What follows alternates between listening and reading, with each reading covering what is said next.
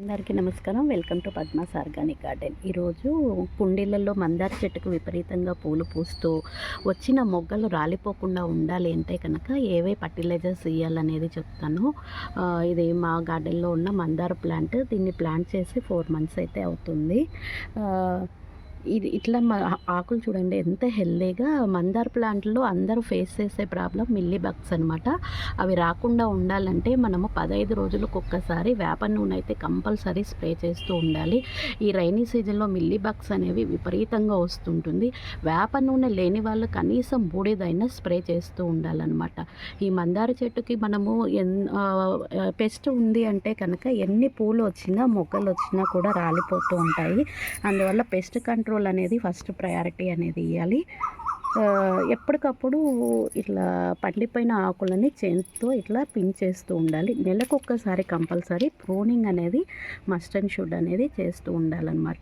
అన్నిటికన్నా ముఖ్యంగా మనము మందార చెట్టుని పెంచేటప్పుడు సన్లైట్ అనేది ఎక్కువగా ఉండేటట్టు చూసుకోవాలి. రైనీ సీజన్లో సన్లైట్ కనుక లేకపోతే పూలు అనేవి వచ్చిన ఆకులు పండుపారిపోతాయి, మొగ్గలు రాలిపోతూ ఉంటాయి అన్నమాట. ఎండ తగిలే ప్లేస్లో అయితే మందార చెట్టుని పెట్టాలి. ఇది మా గార్డెన్లో ఉన్న ముద్ద మందారము. మందార చెట్టు పూలు పూజకే కాదండి, మన హెయిర్ గ్రోత్ కూడా చాలా ఉపయోగపడుతూ ఉంటాయి. ఈ ముద్ద మందారం ఆకులని దీని పూలని కనుక మనము ఆయిల్లో మరిగించి ఆ ఆయిల్ని హెయిర్కి అప్లై చేస్తే కనుక హెయిర్ అనేది చాలా బ్లాక్గా షైనీగా ఒత్తుగా అనేది పెరుగుతుంది. ఇది పూర్వం నుంచి వస్తున్న టిప్ అనమాట. దీనివల్ల ఎటువంటి సైడ్ ఎఫెక్ట్స్ కూడా ఉండవు. ఇట్లా ఆకులు మనకు ఉపయోగపడతాయి, పూలు కూడా మనకు ఉపయోగపడతాయి. వీటన్నిటితో మనము హెయిర్ ఆయిల్ తయారు చేసుకోవచ్చు. ఇలా ఎన్నో ప్రయోజనాలు ఉన్నటువంటి మరి మందార చెట్టుకి ఎక్కువ పూలు కనుక రావాలి అంటే మనము ఈ ఫర్టిలైజర్ అయితే 15 రోజులకు ఒక్కసారి ఇవ్వాలి.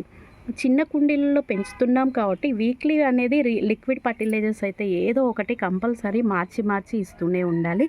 వాటితో పాటు ఈ ఫర్టిలైజర్ కూడా మీరు ఇవ్వాలన్నమాట. అది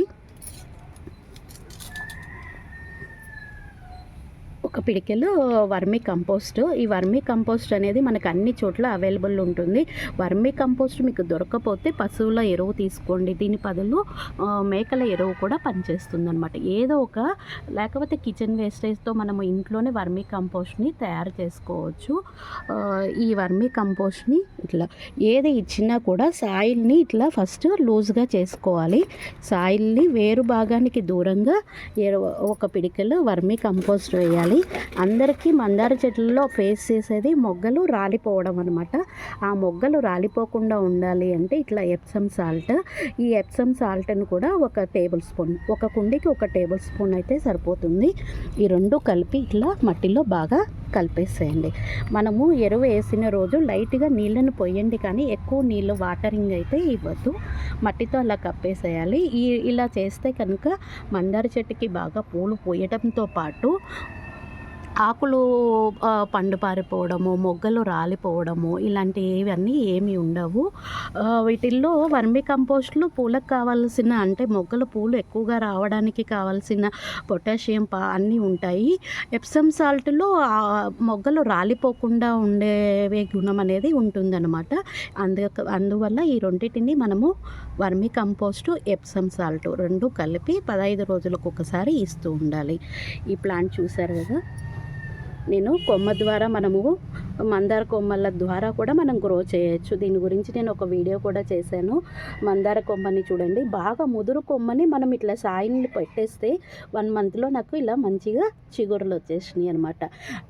ఈ విధంగా మందార చెట్టుని మనం నర్సరీలోనే కాకుండా ముదురు స్టెమ్ ద్వారా కూడా మనము మందార చెట్టును అనేది గ్రో చేసుకోవచ్చు. ఈ మందార పూలు అనేవి లక్ష్మీదేవికి చాలా ఇష్టంగా ఉంటాయి అన్నమాట.